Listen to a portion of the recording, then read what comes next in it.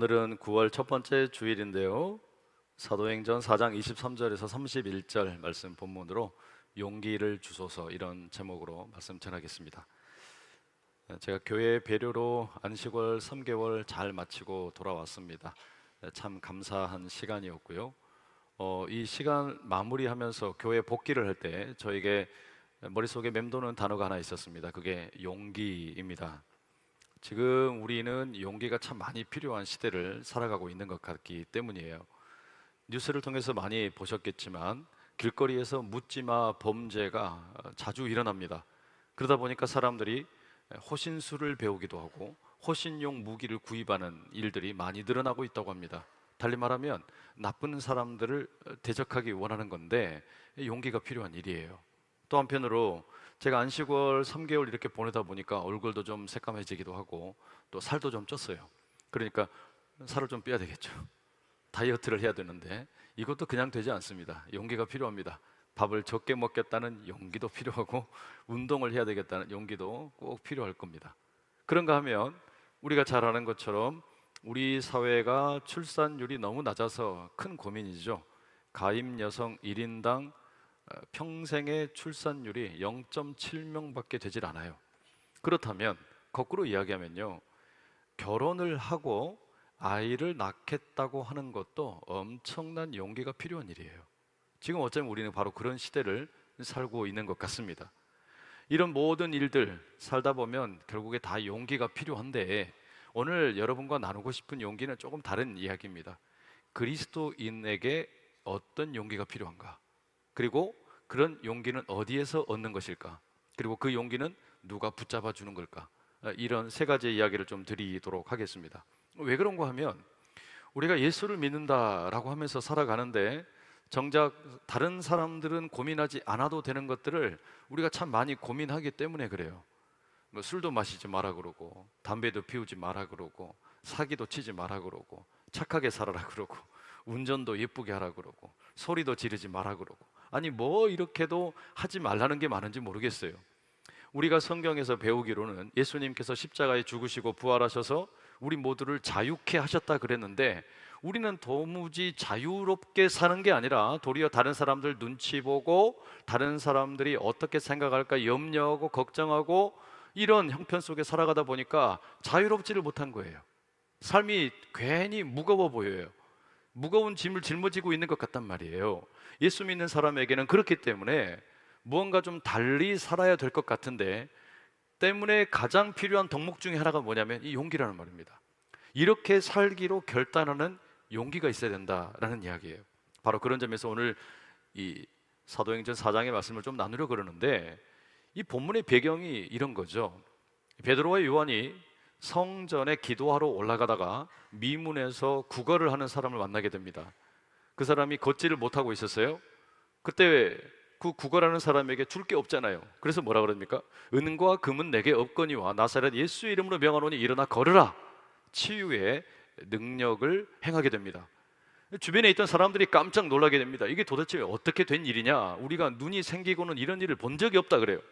그래서 그들에게 베드로와 요한이 복음을 전합니다. 예수님을 증거한 거예요. 그랬더니 5천 명이 넘는 사람들이 예수님을 믿겠다고 회심을 합니다. 부흥이 일어난 거죠. 하지만 이 일로 인해서 베드로와 요한은 공회에 끌려갑니다. 위협을 당합니다. 다시는 이런 식으로 예수의 이름을 들먹이지도 말고 복음을 전하지도 말아라, 협박을 당하는 거예요.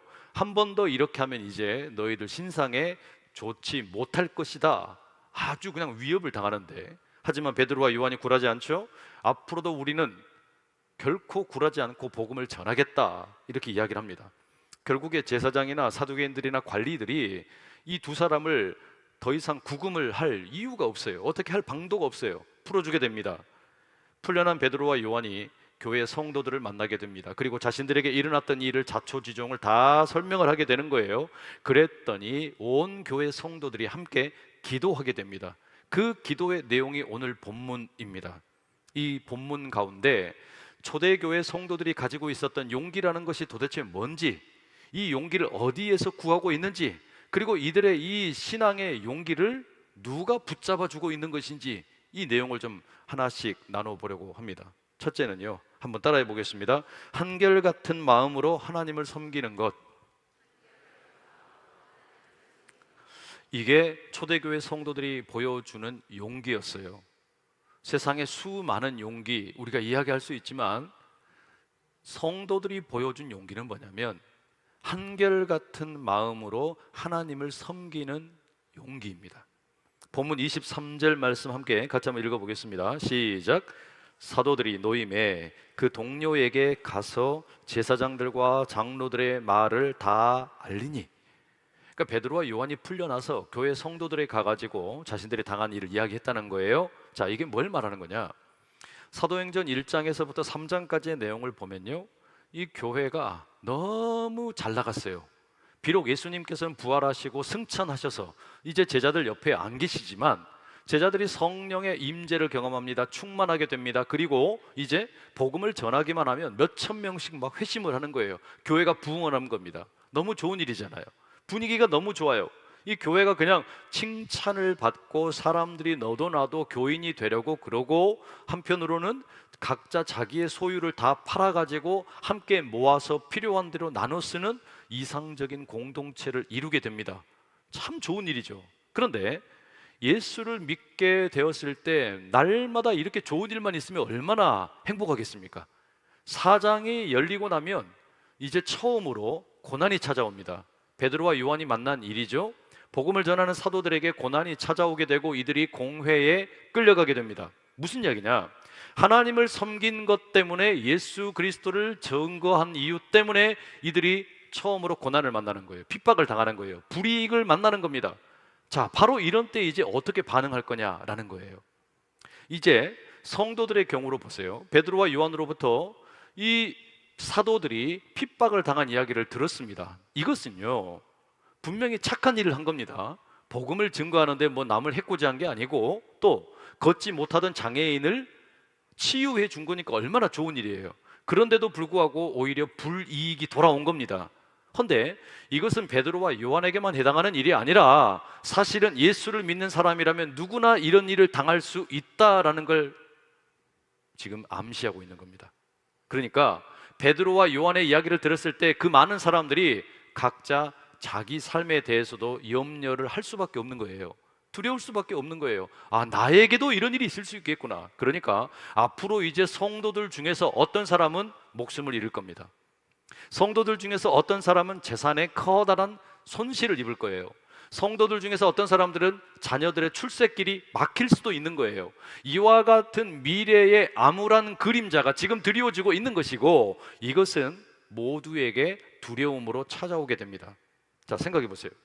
이런 분위기에서 지금 성도들이 함께 모여서 기도하려고 합니다. 두려움이 있어요, 걱정이 있어요, 염려가 있어요, 근심이 있어요. 자, 그러면 성도들이 함께 모여서 합심해서 어떻게 기도하냐? 24절 보면 온 성도들이 한 마음으로 하나님께 소리를 높여서 기도합니다. 근데 뭐라고 기도했냐? 이게 중요하겠죠? 함께 소리 높여서 뭐라고 기도했냐? 나 좀 지켜주세요. 내 생명 좀 살려주세요. 아니면 내 재산 좀 지켜주세요. 내 건강 좀 회복시켜주세요. 우리 자녀들의 출세길을 좀 보장해주세요. 이런 기도를 하지를 않았어요. 뭐라고 기도했냐면 29절과 30절에 이렇게 기록되어 있습니다. 함께 읽어보시겠어요? 시작.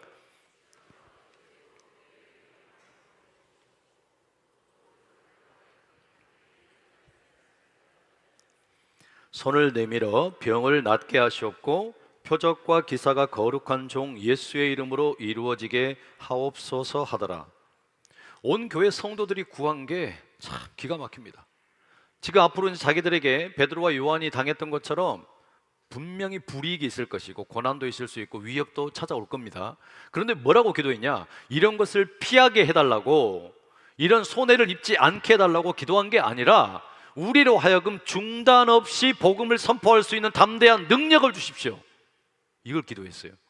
그리고 덧붙여서 뭐라고 기도하냐면 베드로와 요한이 걷지 못하는 사람을 치유하는 능력을 가지고 있었던 것처럼 우리가 이 복음을 담대하게 계속해서 전하게 하시고 그 가운데 치유의 능력이 나타나게 해주십시오. 이렇게 기도한 거예요. 아, 대단하지 않습니까, 여러분? 이게 그리스도인의 용기예요. 무슨 말입니까? 우리의 삶의 형편이 좋을 수도 있고 나쁠 수도 있는데 이러하든 저러하든 상관없이 우리로 하여금 한결같은 마음으로 하나님을 섬길 수 있게 해달라는 거예요. 이게 여러분 용기예요. 내가 잘 나갈 때는 하나님 잘 섬기고 괜찮을 때는 예배도 잘 드리는데 삶이 좀 어려워지고 건강도 나빠지고 문제가 많으면 예배도 안 드려버리고 하나님 섬기는 것도 포기해버리고 이렇게 하는 게 아니라, 또 내가 하나님에게 그렇게 도와달라 기도했는데 그렇게 열심히 기도했는데 응답도 안 해주시니까 나 그러면 이제 하나님 섬기는 거 안 할란다, 이렇게 하는 게 아니라 한결같은 마음으로 하나님을 섬길 수 있게 해주십시오. 이걸 초대교회 성도들이 구했단 말이에요. 이게 초대교회 성도들의 용기예요. 여러분, 돈에 상관없이, 건강에 상관없이, 환경에 상관없이, 내 삶이 어떠하든지 그런 조건에 상관없이 한결같은 마음으로 하나님을 섬길 수 있는 그런 용기가 우리에게 있기를 축복합니다. 한자 표현 가운데 전문지호, 후문지랑이라는 말이 있어요. 앞에는 호랑이가 있고 뒷문에는 늑대가 있다라는 뜻입니다. 근데 이 단어는 주로 이제 뭐 앞뒤로 위험이 놓여 있는 걸 비유하기도 하지만, 대개의 경우에는 하나의 큰 어려움을 겪고 나면 또 하나의 더 큰 어려움이 기다리고 있다, 뭐 이런 표현을 하고 있는, 그럴 때 쓰는 겁니다. 그러니까 뒤에서 이제 늑대 문제를 해결하고 났더니 앞에 누가 있어요? 더 큰 호랑이가 기다리고 있다는 거예요. 근데 사실 여러분, 우리 인생에 정말로 전문지호, 후문지랑 같을 때가 참 많지 않습니까?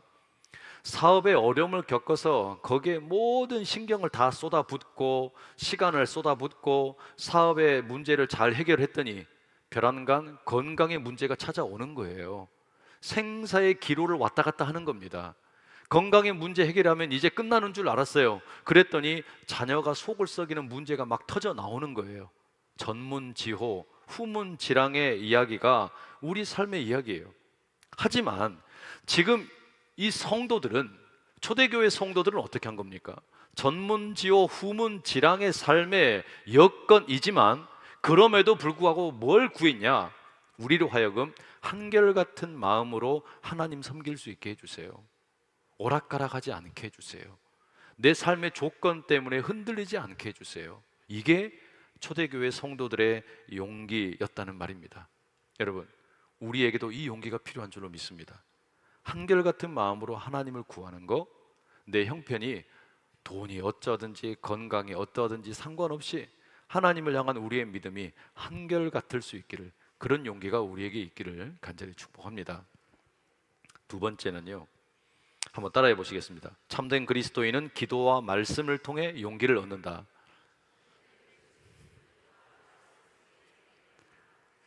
앞서 말씀드린 내용에 이 초대교회 성도들이 가지고 있던 용기라는 것이 한결같은 마음으로 하나님을 섬기는 용기라 그랬잖아요. 근데 이 용기를 그럼 어디에서 얻는 거냐? 무슨 뭐 지식으로 얻겠습니까? 감정으로 얻겠습니까? 아니면 경험으로 얻겠습니까? 아니에요. 이들이 한결같은 마음으로 상황이나 조건에 상관없이 하나님을 꾸준히 섬길 수 있는 용기를 달라고 했을 때, 이 용기는요, 기도와 말씀을 통해서 얻을 수밖에 없는 겁니다. 다른 데서는 얻을 길이 없어요. 본문의 교회 성도들을 보세요.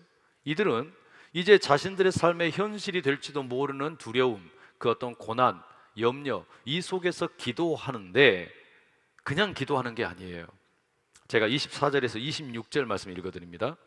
그들이 듣고 한 마음으로 하나님께 소리를 높여 이르되, 대주제여 천지와 바다와 그 가운데 만물을 지으니시오, 또 주의 종 우리 조상 다윗의 입을 통하여 성령으로 말씀하시기를, 어찌하여 열방이 분노하며 족속들이 허사를 경영하였는고, 세상의 군왕들이 나서며 관리들이 함께 모여 주와 그의 그리스도를 대적하도다 하신 이로소이다.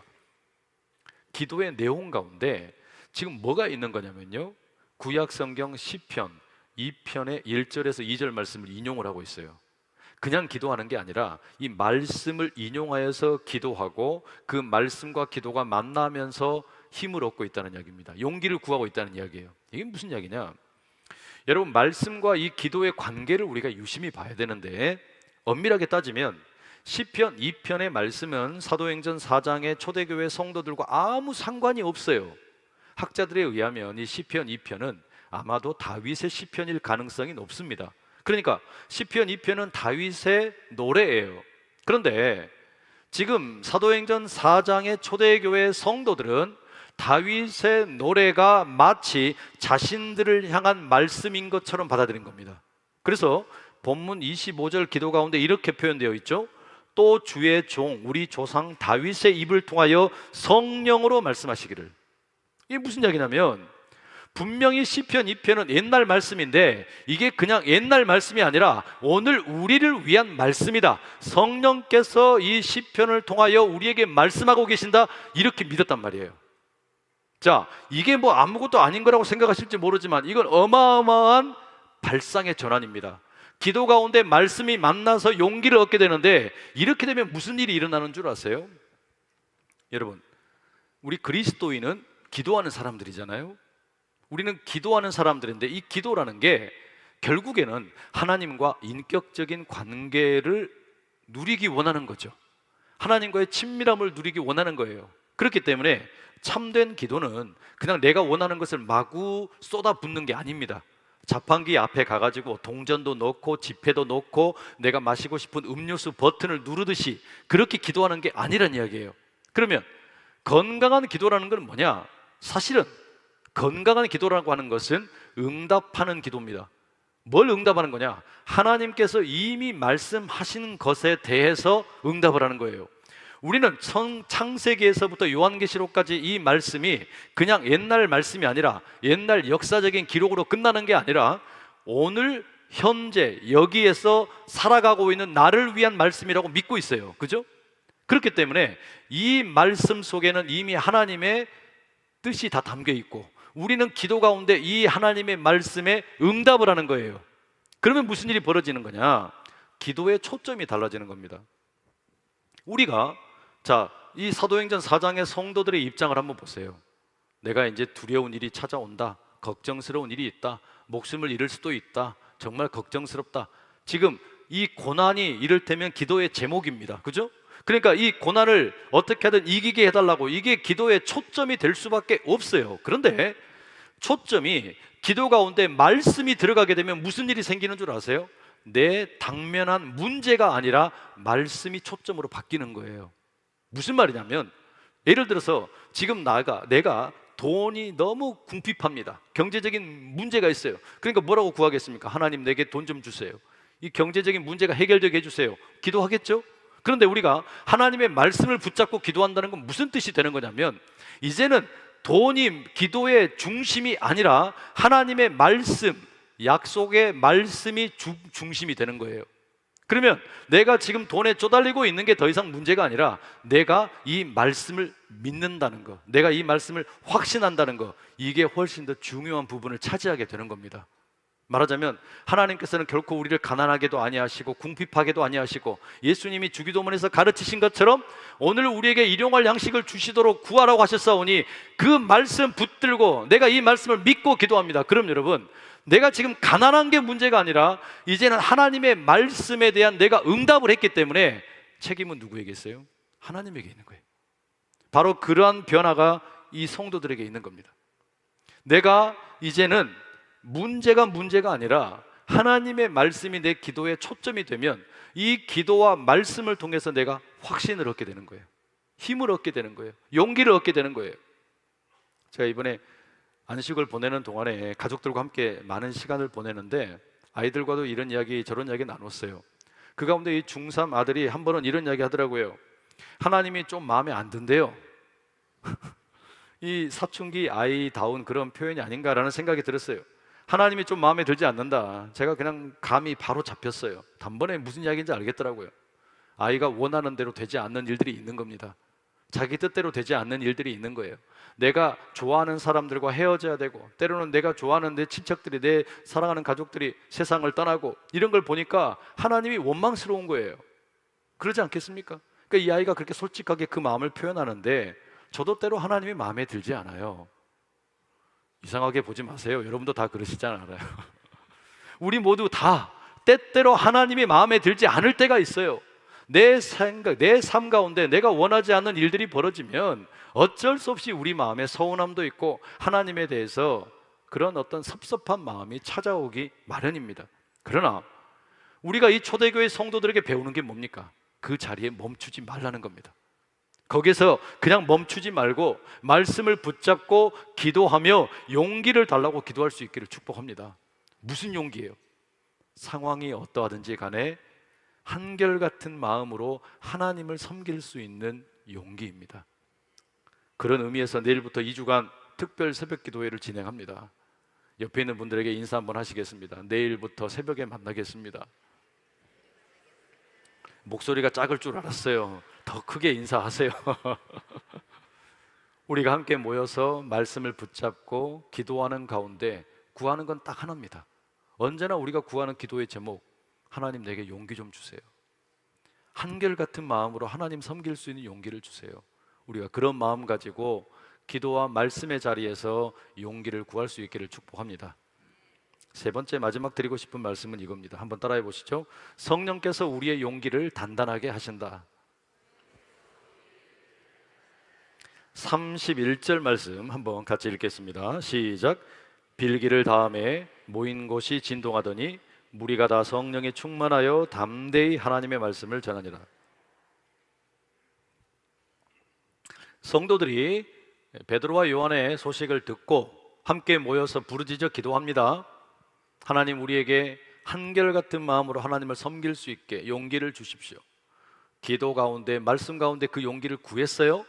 그리고 기도하기를 마쳤어요. 그랬더니 무슨 일이 생기냐? 성령께서 그 자리 가운데 찾아오신 거예요. 온 성도들이 함께 모여있는 자리가 진동이 일어나는 겁니다. 마치 지진이 일어나는 것처럼. 그리고 성령께서 한 사람 한 사람 가운데 임재하시고 그들의 마음을 주장하셔서 두려워했던 마음은 온데간데 없이 사라져버리고 이제는 담대하게 모두가 복음을 전하게 되었다는 겁니다. 여러분, 이게 뭐예요? 우리가 성경을 읽고 기도하면서 용기를 얻는데, 한결같은 마음으로 하나님을 섬기기로 다짐을 하는데, 우리가 그렇게 마음을 다잡고 작정을 하면요, 성령께서 찾아오셔서 그 마음을 단단하게 붙잡아 주실 줄로 믿습니다. 우리 마음을 그냥 우리만 꽉 잡수고 있는 게 아니라, 여러분만 여러분의 마음을 단단하게 확신을 가지고 있는 게 아니라 거기에다가 성령께서 오셔서 우리의 마음에 더 단단한 갑옷을 입혀주시고 누구도 건드리지 못하도록 방패로 막아주시는 줄로 믿습니다. 여러분, 이 역사가 지금 일어나고 있는 거예요. 성령이 어떤 분입니까? 예수님께서 우리에게 보내주신 분이시죠. 요한복음 14장 25절 26절에 이렇게 말씀하셨어요. 내가 아직 너희와 함께 있어서 이 말을 너희에게 하였거니와 보혜사 곧 아버지께서 내 이름으로 보내실 성령, 그가 너희에게 모든 것을 가르치고 내가 너희에게 말한 모든 것을 생각나게 하리라. 여러분, 이거 그냥 쉽게 말씀드리면 이거예요. 성령께서 하시는 일이 뭐냐? 예수님께서 하신 모든 말씀이 가짜가 아니라 진짜라는 것을 깨닫게 하시는 분이다. 하나님께서 창세기부터 시작을 해가지고 요한계시록까지 하신 모든 약속, 그 모든 언약, 이게 가짜가 아니라, 뻥이 아니라 이게 진짜라는 걸, 진리라고 하는 것을 우리로 하여금 깨닫게 하시는 분이 누구냐면 성령이라는 이야기예요. 그러니까 우리가 용기를 얻을 수 있다는 이야기죠. 누구를 통해? 성령을 통해서. 내가 말씀을 읽으면서 깨닫습니다. 기도하면서 확신을 얻습니다. 용기를 얻습니다. 그래, 나는 형편과 상관없이 앞으로 하나님을 한결같은 마음으로 섬기겠노라 용기를 다짐을 해요. 그러면 성령께서 우리 모두에게 찾아오셔서 그 마음을 귀히 보시고 그 자리를 빛내주신다는 이야기예요. 바로 그런 역사, 우리가 기도할 때마다, 말씀을 들을 때마다 이런 역사가 펼쳐질 수 있기를 간절히 축복합니다. 제가 오늘 이 설교를 드리는 이유는 안식오를 마치면서 여러분과 제 마음을 좀 나누고 싶어서 이런 설교를 하게 돼요. 제 개인적인 이야기를 좀 드리고 싶은데, 작년 이맘때 제가 미국에 있었습니다. 딸이 미국으로 대학 입학을 하게 되어서 입학하는 딸 돕기 위해서 아내와 함께, 딸과 함께 짧은 기간 방문을 했어요. 아이를 이제 대학 기숙사에 들여보내고 마침 다음 날이 주일이었는데 그 주일날 뉴저지에 있는 찬양교회라는 곳에서 설교 부탁을 받았어요. 그래서 이제 뉴저지 그 교회 인근의 호텔에서 잠을 자게 되었습니다. 근데 주일날 새벽 5시쯤에 전화가 왔어요. 사촌 동생의 전화였습니다. 한국에서 걸려온 전화였죠. 그리고서는 저에게 참 믿을 수 없는 소식이 전달되었습니다. 저에게 하나밖에 없는 남동생이 죽었다는 겁니다. 40 중반의 나이에 결혼을 하지 않고 혼자 살고 있었던 동생이었어요. 그런데 혼자 살던 아파트에 마트에서 주문한 것으로 보이는 물건이 일주일 동안 그대로 방치되어 있어서 이상하다. 문을 열고 들어가 보니 사망했더라는 겁니다. 심장마비로 추정이 된다라고 합니다. 그 소식을 듣고서 주일날 새벽에 억장이 무너지는 것 같았어요. 제가 미국에 가기 전에 마지막으로 동생과 통화했던 내용이 코로나 후유증 때문에 이석 증세가 너무 심하다. 이명 증세가 심하다. 그래서 일어나기도 힘들다. 계속 누워 있을 수밖에 없다. 어렵다. 힘들다. 그런 이야기를 참 많이 했어요. 그래서 제가 그때 통화를 하면서 그러면 형이 미국 갔다 온 다음에 서울에 있는 병원을 수소문해서 한번 같이 가자. 그렇게 통화했던 게 마지막 대화였습니다. 그리고서는 너무나 허망하게 이렇게 곁을 떠날 줄 몰랐어요. 근데 이 날이 주일 새벽입니다. 어떻게 해야 됩니까? 주일 설교를 하기로 약속을 해놨는데 난 동생이 죽어서 설교를 할 수 없다가 이렇게 할 수도 없고 그 교회에는 아무 말씀을 드릴 수가 없었어요. 주일 설교를 3번 마쳤습니다. 식사까지 그 담임 목사님과 교회 장로님들과 함께 했어요. 그냥 묵묵히 다 감당을 했어요. 그리고 다음 날 한국으로 돌아왔습니다. 지금도 그 교회는 제가 그런 일이 있었는지 당연히 모르시죠. 그날 설교하기 위해서 그 교회 설교단에 서는데 제 뇌리 속에 깊이 저장되어 있는 사건이 떠올랐어요. 2006년 4월 30일 주일 그 어머니가 돌아가신 날이었습니다. 저희 아버지가 주일 11시 예배에 인도를 하기 위해서 예배당으로 가셨는데 어머니가 예배 시작 15분 전에 돌아가셨어요. 근데 아버지는 예배를 인도하기 위해서 다시금 예배당으로 가셨고 거기에서 예배를 인도하시고 기도하시고 찬양하시고 설교를 하셨어요. 그 소리가 저에게 그대로 고스란히 들려왔어요. 왜냐하면 사택과 이 교회가 붙어 있었기 때문에 벽 하나를 사이에 두고 소리가 고스란히 그대로 들려온 겁니다. 그리고서는 10수년이 지나서 2022년 9월 4일 주일이었어요. 저에게도 아버지와 비슷한 사건이 일어나게 된 겁니다. 아버지 심정이 어떠했을지 짐작도 할 수 없었는데 그 설교를 하면서 속으로 참 많이 울었습니다. 지난 1년 동안 이 소식을 교회에 공식적으로 알리지 않았습니다. 저희 아이들에게도 이야기를 하지 않았어요. 이제 막 유학 생활을 하는 딸에게 혹시라도 충격이 있을까봐 혼자 남겨진 아이에게 정서적인 문제가 있을까봐 말할 수 없었고 아들에게도 더더욱이 말할 수 없었습니다. 그러면 자연스럽게 지네 누나도 알게 될 것이기 때문입니다. 지난 설날 아들을 데리고 납골당에 다녀왔고 딸은 학기를 마치고 들어와서 6월에 잠시 다녀왔습니다. 인생이 어찌 보면 너무나 잔인합니다. 슬픔이 우리의 삶을 무겁게 짓누르는 것만 같습니다. 그런 와중에도 저는 목회를 해야만 했습니다. 아무 일이 없는 듯이 태연하게 설교를 했고 기도했고 성도들을 돌보아야만 했습니다. 그러다 보니 제 자신의 영혼을 돌보고 마음을 돌보고 가족들을 돌볼 만한 여유가 없었어요.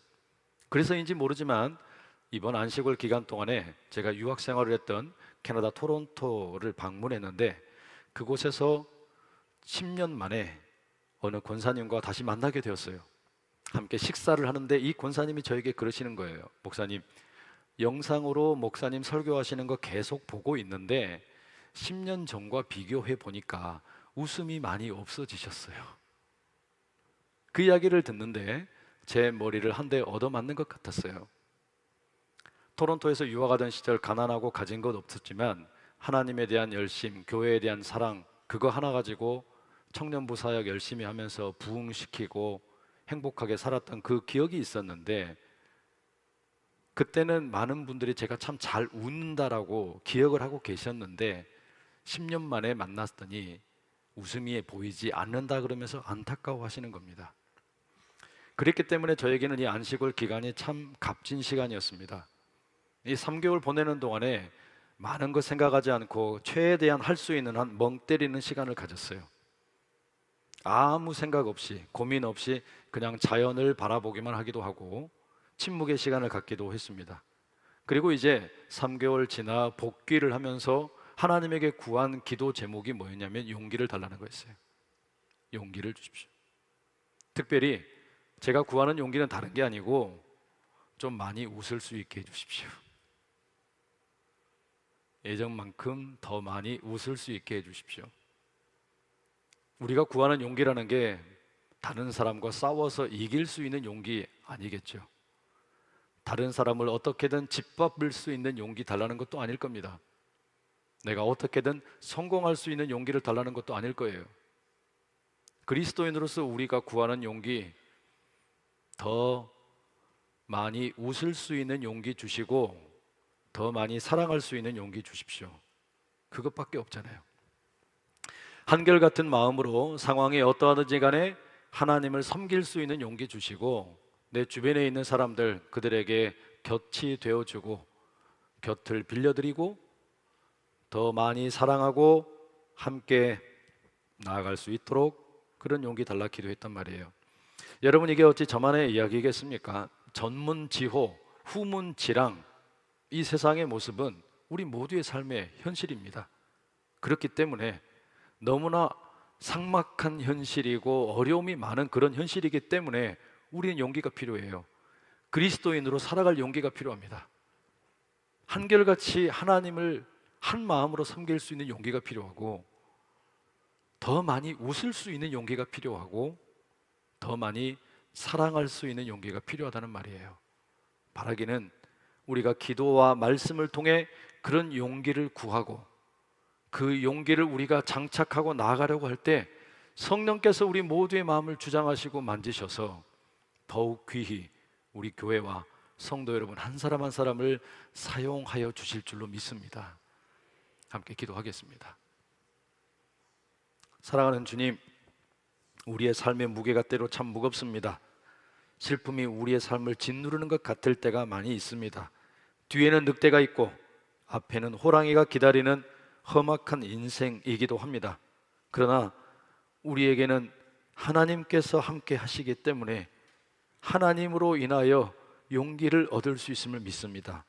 한결같은 마음으로 하나님을 섬기는 용기를 불어넣어 주옵소서. 기도와 말씀 속에 용기를 얻게 하여 주시고 성령께서 친히 임재하셔서 우리의 용기를 더욱 단단히 붙잡아 주옵소서. 더 많이 사랑할 수 있는 용기 주시고 험악한 현실 가운데 더 많이 웃을 수 있도록 우리를 붙들어 주옵소서. 모든 것 되시는 예수 그리스도의 이름으로 기도드립니다. 아멘.